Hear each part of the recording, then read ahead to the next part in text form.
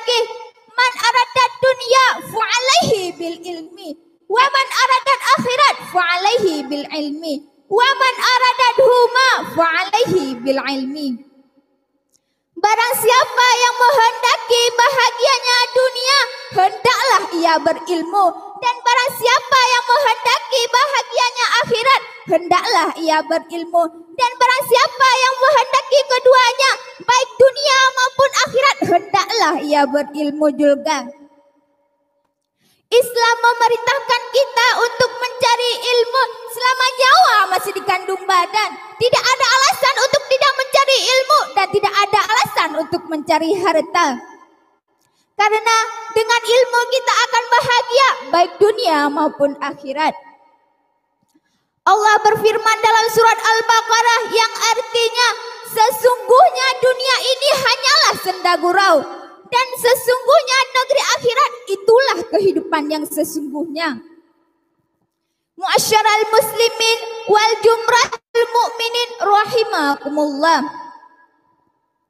Harta itu adalah titipan, sementara ilmu adalah masa depan, bukanlah masa belakang. Wahai kaum muslimin, ilmu itu, wahai kaum muslimin, ilmu lebih utama daripada harta. Ilmu adalah pusaka para nabi, sedangkan harta adalah pusaka Qarun dan Fir'aun. Ilmu lebih utama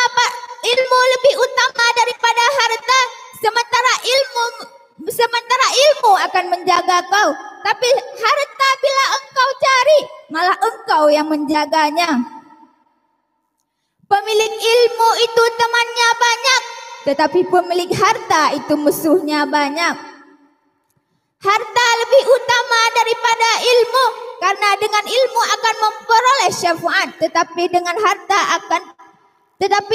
harta malah akan dihisapnya. Cukup sekian pidato singkat saya.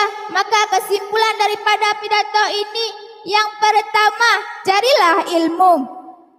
Yang kedua, jangan pernah putus asa untuk mencari ilmu, karena ilmu akan bahagia dunia maupun akhirat.